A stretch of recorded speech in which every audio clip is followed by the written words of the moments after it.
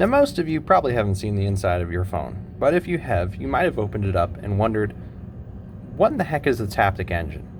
Well, you realize that it's the vibrate motor, but how exactly does this bar create vibration for the phone? And all different types of vibration at that. Some are softer, some vibrate harder, some vibrate in different patterns. So how does this little guy work?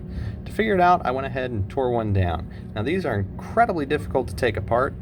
They have little micro welds all across the top and the bottom. So unfortunately, to open the Apple Taptic engine, you actually have to destroy the Taptic engine to get inside. This one right here is from an iPhone 8 Plus. I've taken an iPhone 8 Plus and already disassembled it into two pieces. Unfortunately, as I mentioned, the crushing process does make it look a little rough. But what we've got inside is really kind of interesting. So you've got all these copper coils lined up, and they can fire at different intervals, different times, and different strengths depending on what that flex connection reads off of the board or what signal is sent from the board. Then what it does to actually create the vibration from that is it's going to move this metal plate right here back and forth, which has two metal springs on either side, so that when you do move it back and forth, it resists and always moves back to that center part. But when these are electrically charged and providing magnetism, they're able to move this back and forth to create kind of a vibration effect. Now the iPhone 8 and the 7 had the bigger ones, but the iPhone 6 and 6S had somewhat smaller ones, about this size, little guys. Inside there though, you're going to find a similar story. This time you've only got two copper coils, so the vibration can only do so many different strengths, and you've got this plate right here. Now this plate has those same metal springs on there. Let's see if I can't get that closer so you can see it. We've got a metal spring line up there, and then one down here at the bottom, so that when it gets electrically charged, that piece can move back and forth.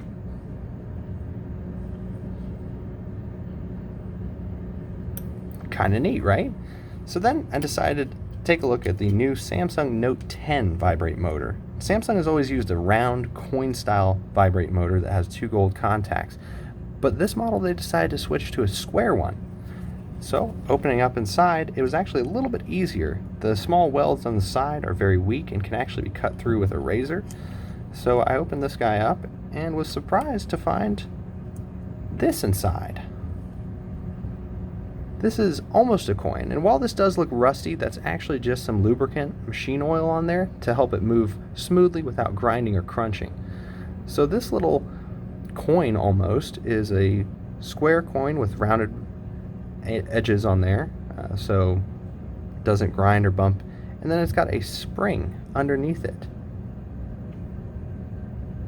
That spring allows this thing to move up and down depending on how much electrical current is passed through this center gold magnetic pin.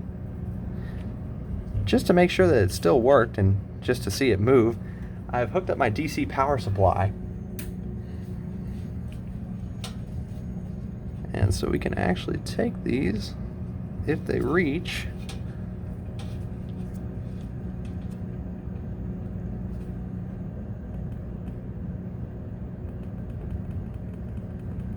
and you can see is that every time I tap, that little coin gets higher or lower.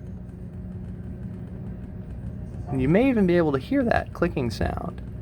That's the vibration that you get off of your phone. When you get a notification or call or anything like that, it's going to send electrical current in different bursts to there to cause it to vibrate up and down very fast. And that motion is going to create vibration, and you're going to feel that in your phone as it's kind of moving a little bit. And that's the gist of how most modern vibrate motors work in phones. Now the vibrate motors that you find in things like controllers for your gaming consoles are going to work off of an alternating mass motor or something similar to that name, where it's two different sized circular rotating motors. And on those ends, those different sizes cause it to jerk back and forth depending on where it is during that rotation. These have a few less moving parts and are a little bit more efficient and not as likely to burn out because they don't have an electric motor that's moving constantly. Thanks everybody for joining me. I hope this sheds a little bit of light on Taptic engines and vibrate motors on the devices that you hold in your hand every day. I'll see you next time.